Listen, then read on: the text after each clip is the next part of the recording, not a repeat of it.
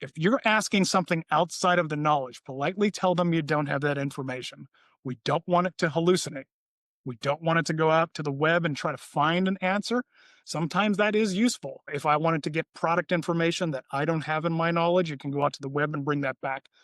For our CRM and our processes, I don't want it to go out and find something and give wrong answers. So that'll lead me to the last item that I have down here. I'm going to leave general knowledge on. It basically means it knows some of the basic jargon internally specific to a topic. So you're talking a CRM, it'll be a CRM expert. This one I'm turning off. Use information from the web. Once again, I don't want it to go out there.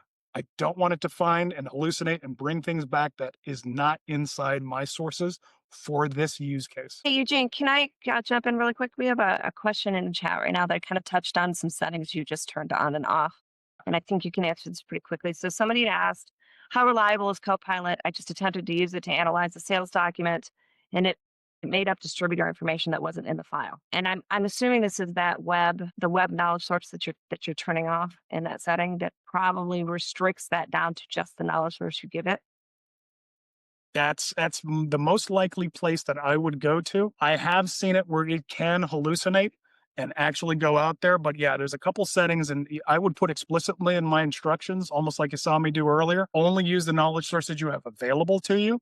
Do not use the web, in addition to turning off both of those settings that we saw for don't use the web.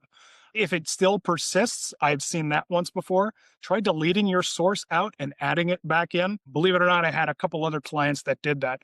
The last item is depending on where that source was located. Let's say you had it in a SharePoint folder. Make sure that the Copilot agent has access to that folder. We had a client that actually wanted to build a Copilot agent on top of a SharePoint. They had a third-party item monitoring over the top. It didn't allow it in, and it started hallucinating something terrible. So make sure it has the proper access.